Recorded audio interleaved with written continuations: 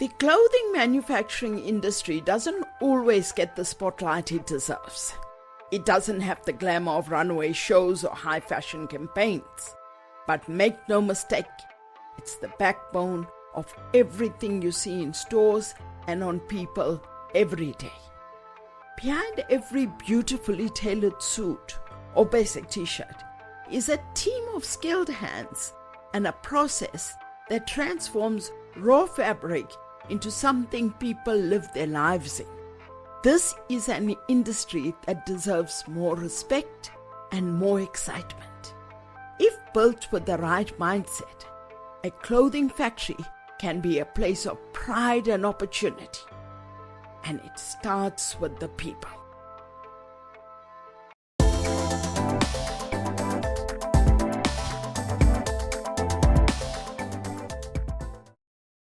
Hi, I'm Nari. Welcome back. When people ask me what is the most important part of a factory, I always say it's not the building. It's not even the machines. It's your people.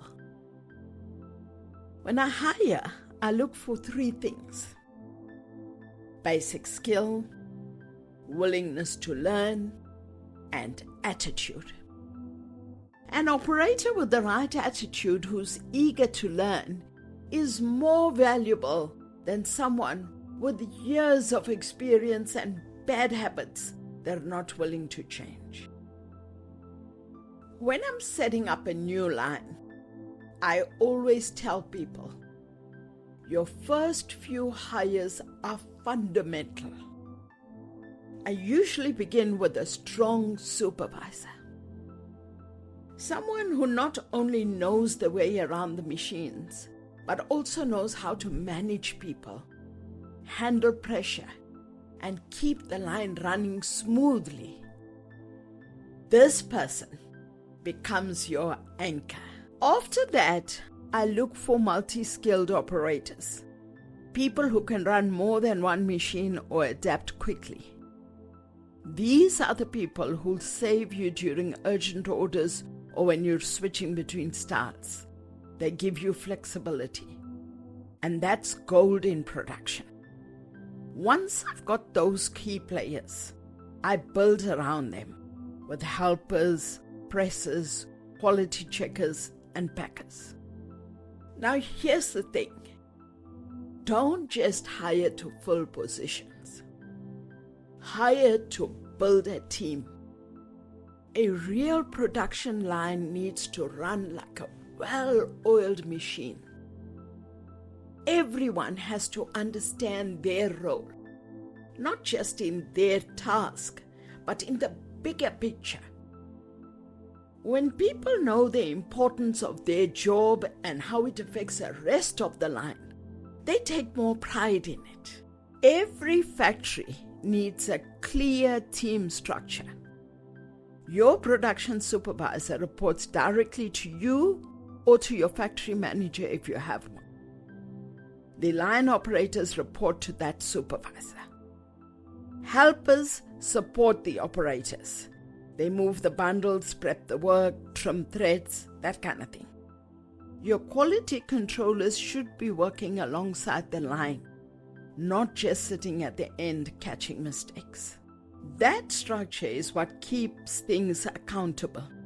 It also keeps communication clean. Everyone knows who to go to if there's a problem. And if someone is out sick, you know exactly where the gap is and how to cover it. You know, training is where most new factories really fall short. I've seen it over and over again. Either people expect workers to figure things out as they go, or they only train when something goes wrong, like during a crisis. If you want consistent quality, training can't be a last-minute reaction. It has to be part of your system right from the start. When I train someone, I always break it down into stages. First, I show them exactly how it's done. Or I get my supervisor to do it, slowly and step by step. Then the new person tries it while we're watching. We give corrections, feedback, go over it again until it sticks. And only then, when you can do it consistently and at the right quality, do I let them work on the live production line. Because here's the truth. A good operator isn't just someone who's fast. They need to be accurate, focused, and proud of their work. And that kind of confidence, it comes from proper training, not pressure. But training doesn't end in the first week. Your team should keep improving all the time. I like to hold short review sessions, sometimes weekly, sometimes monthly. We sit down, go over any recurring mistakes, check output numbers, and talk about how to improve. It keeps the standards sharp and shows your team you care about growth, not just speed. Cross-training is another powerful tool. For example, if someone usually runs the overlock machine, I'll gradually teach them how to handle the cover seam. That way, if someone's off sick and we have a sudden rush job, we're covered. Plus, it keeps people interested. It keeps them motivated. People want to learn. They want to grow. And if you give them that chance, they'll stay loyal. They feel part of something. I've also seen some common mistakes that really hurt factories. Hiring cheap labor without checking skills. Promoting people just because they've been there a long time even if they haven't been trained. Expecting operators to go faster without ever showing them how to get better first. And skipping training just because we have urgent orders. These shortcuts always backfire. Trust me, they cost more in rework, delays, and stress than proper training ever would. Training isn't something you do once and forget. It's an ongoing investment. When your team feels confident, respected, and supported, they'll give you their best. They'll take pride in their work. That's what makes the whole factory stronger. Because in the end, you're not just running a production line. You're building a workplace.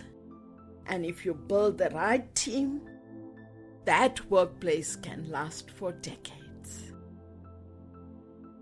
If you've learned something today, please subscribe, leave a comment, or share this video.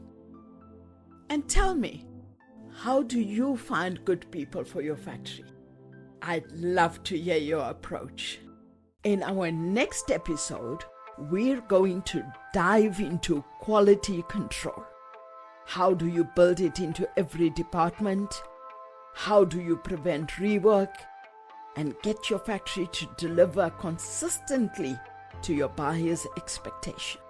I'll show you exactly how.